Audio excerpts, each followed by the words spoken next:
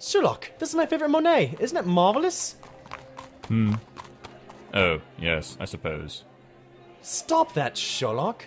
I didn't bring you here to sulk. You need out of the house once in a while. I'm perfectly fine being at home for days on end, Trotson. I don't have the incessant need to be out among society as you do. No, but I'm not fine with coming home every day to the smell of some toxic chemical, or the burn marks from one of your experiments. I can't handle that every day, Sherlock. So, we're going to soak up some culture at the Art Museum. You call any of this culture? This isn't culture. This is the idealization of delusional stallions and mares who are hiding from their own problems or overly indulged in ambitious ponies who are attempting to disclose secrets in the clandestine guise of fine art. If you don't like the pictures, Sherlock, at least look at the colors. I don't see them. Don't see what? You see everything. The colors, Trotson. You mean you're colorblind? That's ridiculous. You insult the colors of my jumpers. No, Trotson, don't be stupid. It's beneath you. I meant these paintings are dull. The world is dull, really. Oh, this is that being bored rubbish again, isn't it? Not entirely. The world we live in, full of ponies and sickeningly sweet pastels. I see that. It's vital that I see that. But I don't see it as they do. It's not stimulating to me.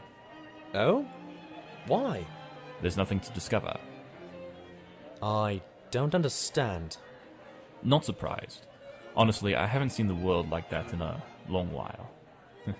Not since... Since when? Tell me. It's not important.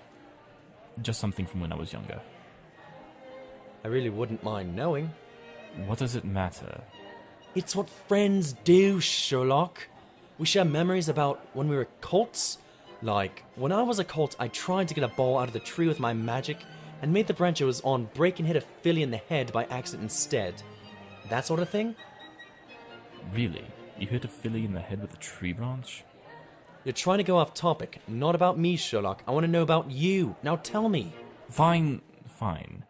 If it'll make you stop. I was in secondary school, here in Canterlot, and I was then, as I am now, brilliant, while my peers were oblivious to all the things that they could know or see if they'd only paid enough attention. Studious and ever-curious, and always on the hunt for the next great puzzle.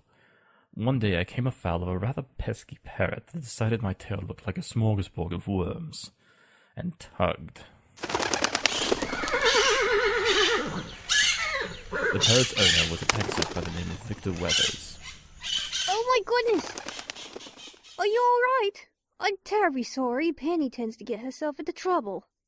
Victor wanted to make the incident up to me, and began our odd acquaintanceship. He was not boring, to say the least. He studied the sciences and law as I did, though he did have too much of a fondness for fictional literature. He also thought that the world was overall rather boring. His father was a weather pony and expected Victor to take up the same occupation. It's so tedious, so lackluster. What is the point of pushing clouds around and shaking them up to make rain? I could never demean myself like that, Sherlock. There's got to be something more exciting, more fun. I even convinced him to assist me in experiments, though those results were rather incendiary.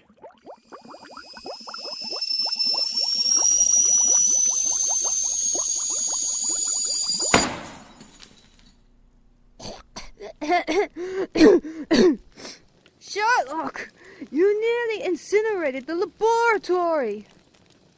We were amiable, to say the least. One day he and I were returning some scrolls from the library when there was a sound that I'd never heard in my life. It caused the ground to rumble. I felt a prickling in my hooves that went up my legs and sparked in my brain. Then we saw it. What is that? It was a phenomenon unlike any that I had ever seen, Trotson. The whole world reverberated, pulsed. I nearly fell from the power of it, and the colors, oh, the colors! Every single one of the Roy G. Van spectrum, filling the sky from horizon to horizon. It filled my mind with so many questions. What was it? This array? Where had it originated? Was it magic? A unicorn's doing? An alicorn's? I had to know! When I turned to Victor to ask him and suggest that we investigate, he had already gone. Victor had fled, run away from the astounding, possibly dangerous event. He didn't return to school, and I didn't know what had become of him until 2 weeks after. He had left to go to a weather magic school. He was going to take up his father's occupation. But what about the array? Ah, that I pursued for a time, only interrupted from my search for answers by cases that came up. I finally found the source not long ago, actually. A Pegasus mare from a competition of some sort. I've deleted the specifics, but the exact same event happened then, and at the royal wedding, I believe. You mean the Sonic Rainboom? I read about that. That's it, the Sonic Rainboom. Absolutely fascinating that a single mare with an unusual combination of colors in her mane could create such a feat. But it wasn't the reaction itself that made me see those colors, Trotson. It wasn't? No, it was the mystery, the lack of data, the potential for all of the explanations. Where, what, when, how, why? Those things, I needed them answered. Anything that grabs me so, it makes me see the world in all the minute palettes that exist. What about Victor? Oh, never heard from him again. Not bothered, really. And that, Trotson, is why these paintings hold no color for me. I know what created them. I know who created them. How they were created, when, where, and in most cases why. There's no mystery to them. No intrigue. No color. I suppose that makes sense, in a way. I think I understand. No, you don't.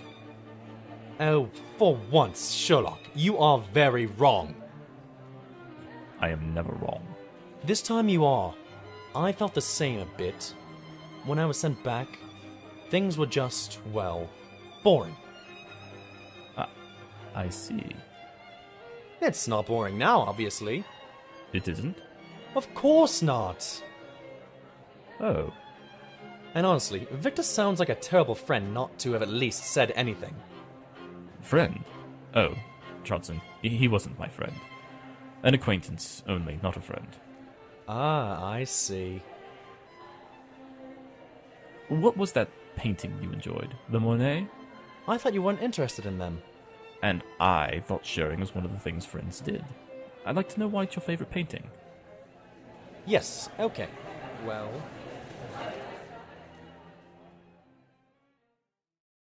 This has been a Not My division of Pony in the Box Productions. In A Dash of Color, Sherlock Hooves was played by Shirley, Trotson by Jester Dirama, and Victor was played by Wolfie. It was written by The Fangirl, audio editing was done by Tristan, and the poster art was drawn by Quarter Awesome. My Little Pony Friendship is Magic is copyright of Hasbro, and the adventures of Sherlock Holmes are credited to Sir Arthur Conan Doyle. See you next episode.